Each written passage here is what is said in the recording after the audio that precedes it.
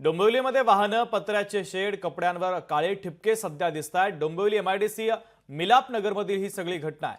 काळ्या ठिपक्यांमुळे नागरिकांमध्ये भीतीचं वातावरण पसरलं असून नागरिकांनी प्रदूषण मंडळाकडे या संदर्भात तक्रार केलेली आहे।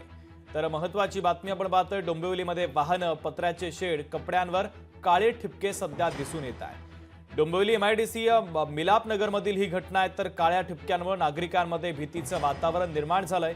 नागरिकांनी प्रदूषण मंडळाकडे या संदर्भात तक्रार केलेली आहे। प्रथमदर्शनी तर गाड्यांवर ठिपके पडलेले दिसत आहेत।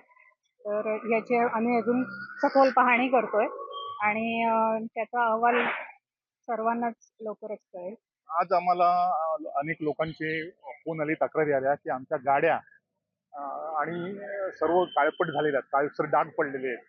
म्हणून आम्ही सर्वे केला तर जिकडे तिकडे काळ्या डाग झाले, लोकांनी त्या गाड्या धुवायला पाठवल्या सर्व्हिस सेंटरला, तरी पण जात नव्हत्या।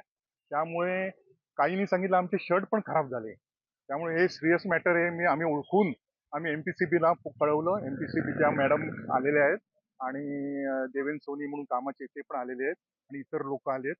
जास्त करून या एम्स हॉस्पिटल आणि परिसरात आम्ही फिरतोय, ते पण फिरले तर तेव्हा आम्हाला तिथे काळे डाग अजूनही जात नाहीत ते। त्यामुळे याच्यावर काहीतरी ठोस असं त्यांनी इन्स्पेक्शन करावं। लोकशाही मराठी ऐका, पहा, जागरूक रहा।